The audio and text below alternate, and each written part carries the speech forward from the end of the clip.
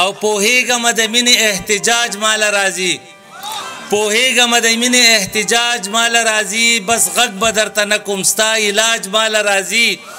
او تلاس ته مینې راکه زه به غاړه ستا نظار کم رواج باندې زه پوهه یم رواج مال راځي او زما سره چې کیني نو په ما به مینېږي خبرې خو د ښکلو د مزاج مال راځي دې پیکه ماحول له ښکلا واخلم جي تاله یو تصویر په خندا واخلم جي مړه نو یوې باندې به څه وشي زار شمه بوسه درنه بیا واخلم جي او دواړه به د یو آیسکریم خوند واخلو ډېر مې ورته زړه شوی راواخلم جي دواړه به د یو آیسکریم خوند واخلو ډېر مې ورته زړه شوی راواخلم جي او دې اوبو کې لهی دی خویږي خپې تا په دې اوبو کې په شا واخلم جي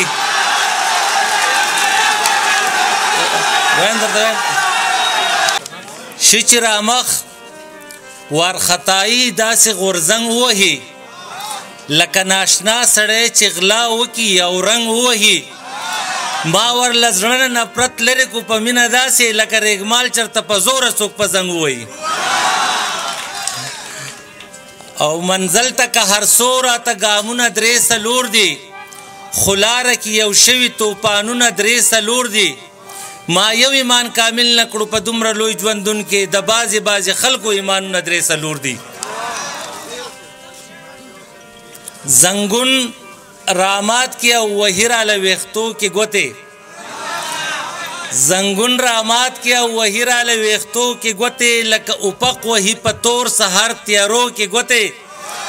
او لاسې زر راخ کو ویاتیره په ځان نه پوهېږي ما وي خوږېږي بخیر دی په غویمو کې ګوتې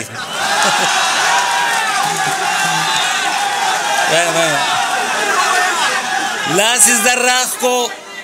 ویاتیره په ځان نه پوهېږي ما وي خوږېږي بخیر دی په غویمو کې ګوتې په مینه مینه چې ریبن والی بنګړی وباسي ناصحه دا منظر د خلکو نه زړګی وباسي وخکې چراغ کې اننګې چوت شي او سترګه وهي ځکه نه بل څوک دې په دې رنګ میخکې وباسي وخکې چراغ کې اننګې چوت شي او سترګه وهي ځکه نه بل څوک دې په دې رنګ میخکې وباسي او سمامولي غوندې بدلون دی خدایه څنګ به وشي کما نږدې کې او د خپل ترخ نه منګې وباسي دا بېجانانه زندګي داسې نیمګړې ښکاري لکه د ګوتې د ګوتۍ نه څوک غمې وباسي او یم حیران چې هغه څنګ به بېبوسي پاتې شي کوم مصور چې ستا تصویر له اننګې وباسي او یار بیلول داسې ښکلا د ژوندانه ختموي لکه غاښونو کې څوک غاښ چېرته مخکې وباسي او دا ته چې وایې نور اتر ته مینه ناک ولې مینه هغه ده چې رقیب نه شاباشی وباسي هغې وې زه ورځه په مخه دې ښه نه مې صحیح او نه دې پېژنمه او ما ویل ته به له ما صبر نه شي زما صابره زه دې پېژنمه اوس په راغواړمه انقلابي شاعر شاهد خان